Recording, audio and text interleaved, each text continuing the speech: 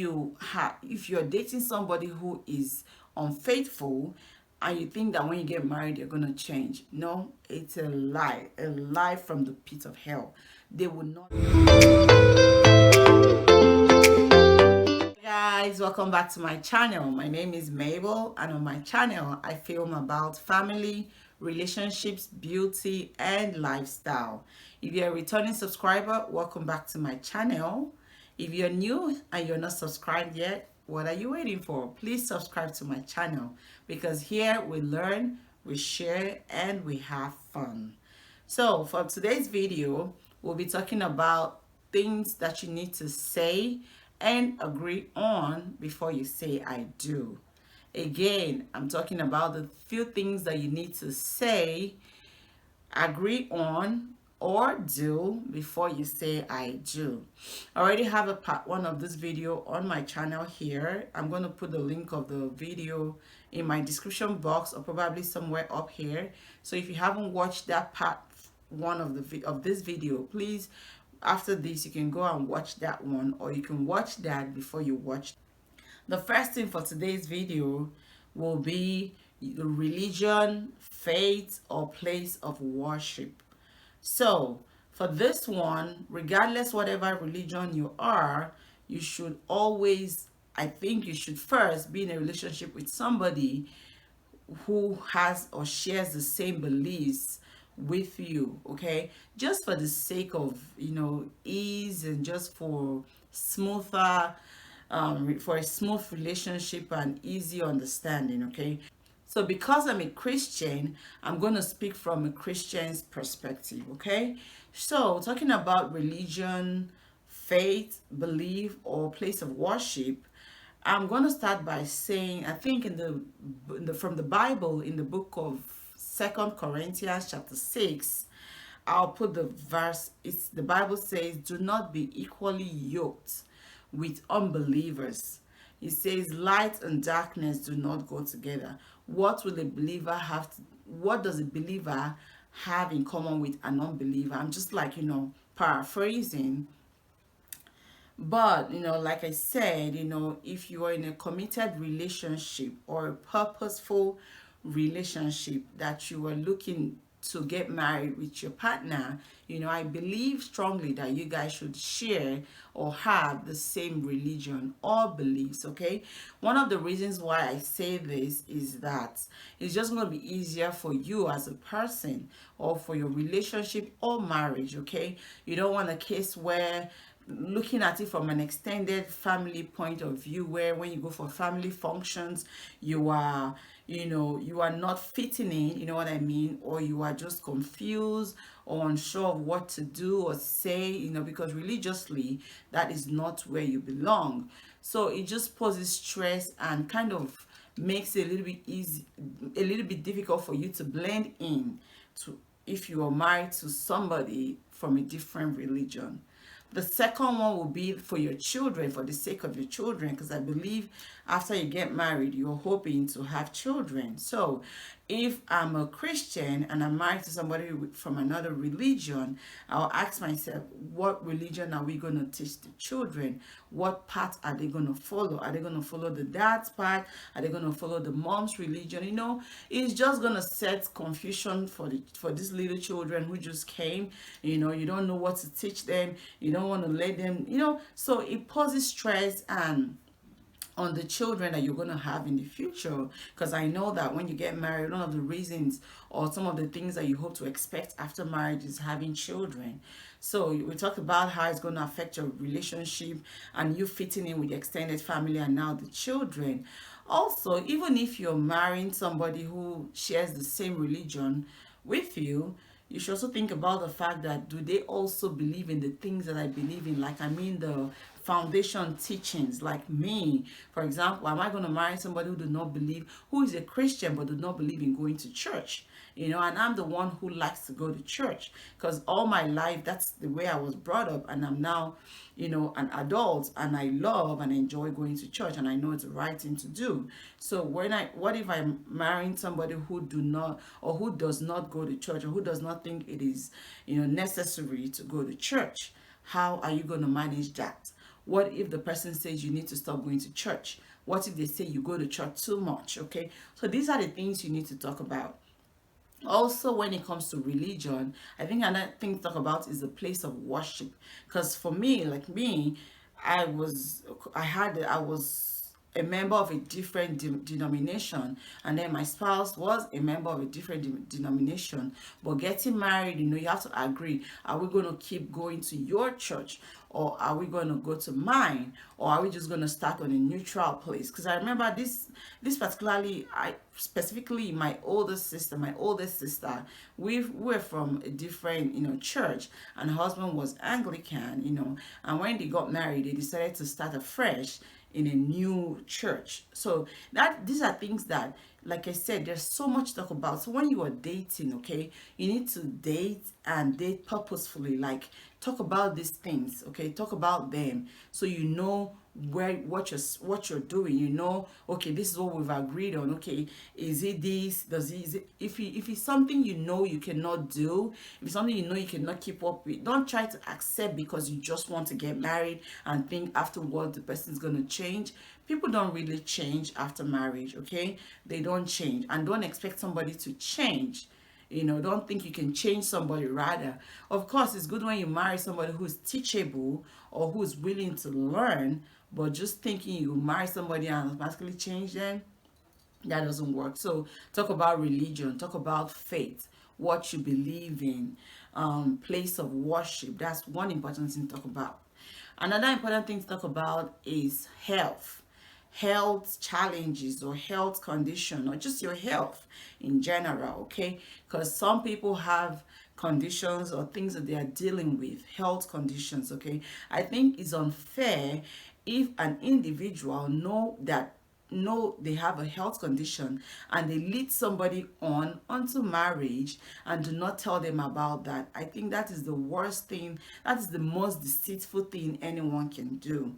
Okay, so if you're in love with somebody, or if you're in a relationship with somebody and you are thinking, okay, we're moving towards the future, we're planning, it is very important to tell them, open up. Because if you marry somebody, if you're willing to marry somebody, you should be able to trust them with your secret, trust them with the things that you would not necessarily trust other people with. So you tell them about what you're going through, and if the person really loves you and is willing to spend the rest of their lives with you, I'm sure they'll be willing to accept you for who you are with what you have. Okay, that's my opinion. If you get married to me and you do not tell me what you have or what is going on with you, I consider that as you being a cheat, because you cheated me, you deceived me, you know what I mean? So, just being open and truthful with your health conditions, or whatever conditions you guys have in your family, because some of these things you might not have it with you in your generation, but they might be hereditary. God forbid, because there are things there's nothing God cannot change. But I'm just saying that realistically, you need to be open and truthful.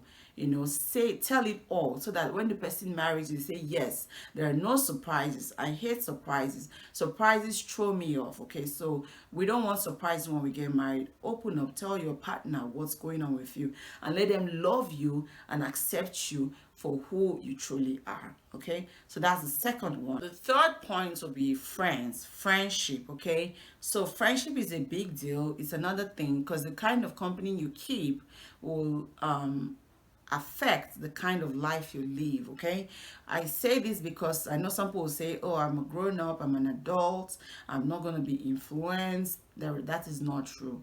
It doesn't matter your age or your, yeah, friends, the kind of friends you keep will determine the kind of life, to an extent, that you live. Okay, you cannot tell me, oh, that's fine, I can hang out with people who womanize, or my friends who are unfaithful and I will remain faithful, or I will hang out with drunks and I wouldn't drink. No, let us be careful of the company we keep. So if you're in a relationship with your partner and you guys are, of course, looking at the future together, I think you should talk about the kind of friends you have presently and the kind of friends you want to have moving forward. Okay, should be able to tell your partner that, okay, I don't like this your friend because of this.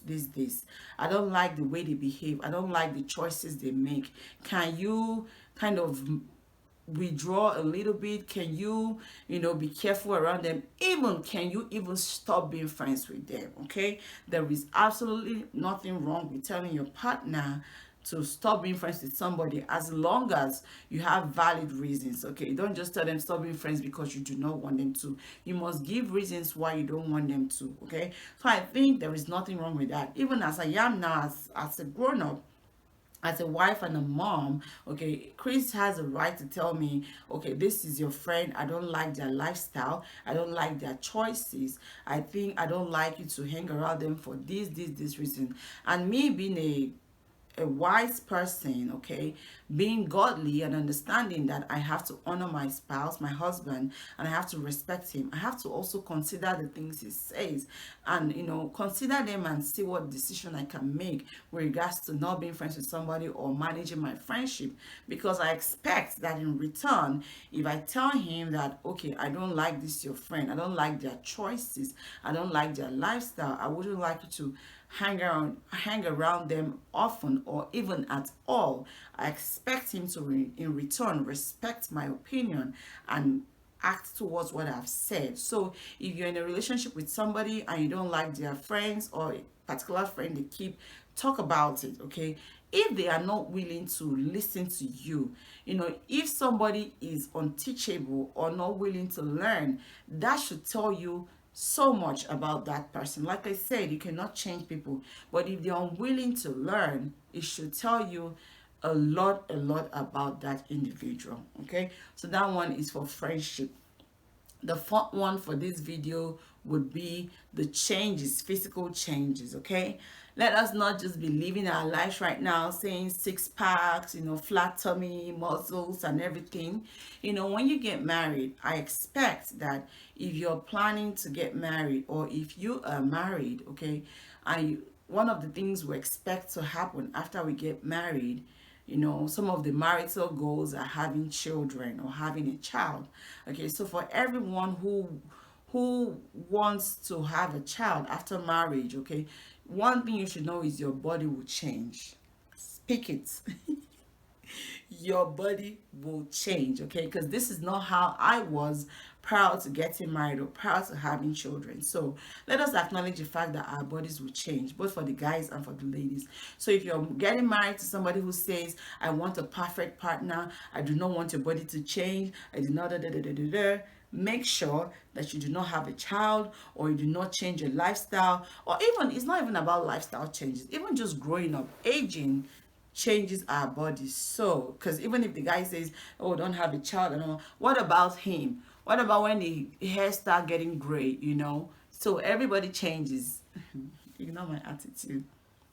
So these are things you need to talk about. Maybe just throw them in here and there. Oh, so what do you think when I start having babies and then my body changes? What do you have to say? Or maybe when we get married and you start eating too much and then your six packs become pot belly, or when your bear gang black beard becomes gray. So these are the things that we need to talk about and know what the person expects, know what they want or what they would want, and then agree on the kind of thing. Because when you're getting married and you're talking about these things, let us be realistic, as in talk about realistic things, not just we're going to travel, we're going to spend our first year anniversary here, second year, third year, for the no, let us talk about realistic things like our religion, health conditions, our body changes, our friends. That's the fourth one. And then the fifth one is just, this fifth point is just me addressing a comment I saw from my last video about what if you get married and then your husband becomes unfaithful? That is infidelity. I guess I'll say infidelity. Okay, so when I read through that, a lot of things came to my mind, and I told myself, I don't think I can address that topic properly in this video, but I just wanted to acknowledge the fact that I saw that, and of course I will make a separate video about infidelity and all that. But before you get married to somebody, I'm sure you should know them very well, okay? If you're dating somebody who is unfaithful, and you think that when you get married you're going to change. No, it's a lie from the pit of hell. They will not change except by the grace of God. Okay, there's nothing God cannot do. Okay, let me sound like a Christian now that I am. There is nothing God cannot do, but at the same time, let us walk into our marriage with our eyes open. If this person is unfaithful, there's every possibility that they are going to remain like that way, or they might not change, or even if they do, it might not happen immediately. So if you're willing to get married to somebody who is unfaithful, then know that that will not change except by the grace of God. So if you talk about infidelity in marriage, of course, like I said, these are also things that you talk about, because even Chris and I don't think we talked about this one. No, but as married couples, I know every now and then we throw it in here. We talk about it because we're very realistic. We talk about real life things. Okay, what if this happens? How are we going to manage it? How are we going to go about it? We hope it doesn't happen. Da da da da da. So because trust me, there are a lot of things to talk about, whether before or after you say I do. But let us talk about a chunk of these things before we say it. At least the ones that we can manage and agree on. Of course, when you get married, there are some things that would happen that you do not expect. Hopefully good things, that you just have to ask the Holy Spirit to give you wisdom on how to manage these things. But like I said, the topic about infidelity is a big topic that I don't think I want to talk about in this video. But like I said, address these things. If you know the person you're getting married to, before you get married to somebody, you know the kind of person they are, you know the kind of decisions, choices they make, you know the kind of lifestyle they live, and that will determine if this is truly the kind of person you want to spend the rest of your life with or not. So that being said, I would end this video right here. And like I said, be purposeful, be thoughtful in all you do. When you date purposefully. Okay, have a purposeful relationship. Don't just date for the fun of dating, especially when you know this is one that is leading you to the future. Okay, talk about important things, make important decisions, agree on things together, and there, if you do that, you will have an easy, stress-free, enjoyable marriage. And I will see you all in my next video. Please don't forget to subscribe as always. Like, comment, share my videos. Leave a comment, like I say. Tell me what you think, okay? Tell me what you think about this. Tell us also a few more things that you think people need to know or decide or agree on before they say I do. And I will see you all in my next video. Bye.